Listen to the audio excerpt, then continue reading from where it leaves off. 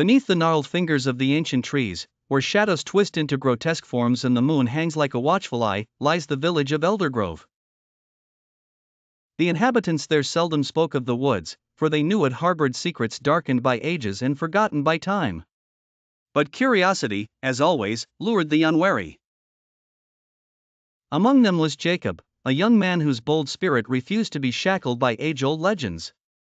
Deep within the forest, the air was thick with foreboding. Each step Jacob took resounded with eerie echoes, as though the forest itself whispered his name. He was in search of the old Abbey of Saint Reginald, a ruined monastery said to be the home of restless spirits. The villagers claimed that those who ventured near it at night heard unearthly wails, like souls in torment. Jacob shrugged off their warnings as mere superstition. With a lantern in hand and resolve in his heart, he pressed on through the suffocating darkness. The deeper Jacob ventured, the more the forest seemed to close in around him. The towering trees were like grotesque sentinels, their branches reaching out as if to ensnare him. Suddenly, the ground beneath him gave way, and he tumbled into a hidden crevasse. His lantern shattered, plunging him into complete darkness.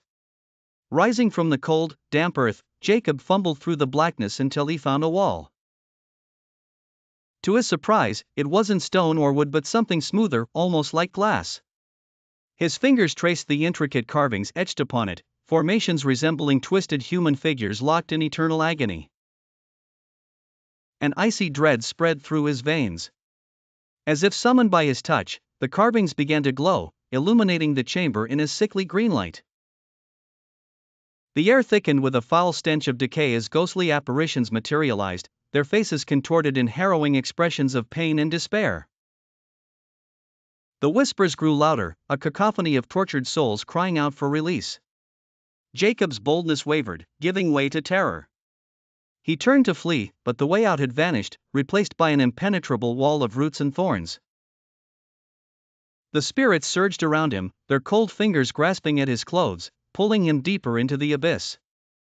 In the center of the chamber, an ancient relic pulsed with an otherworldly energy, a book bound in what appeared to be human skin and inked with blood. Through the air echoed the sinister chant of a forgotten tongue, compelling Jacob to open it. As he reached out, a force seized his mind, he was no longer in control. The book opened with a deafening silence, and in that moment, the eyes of the spirits all turned towards him.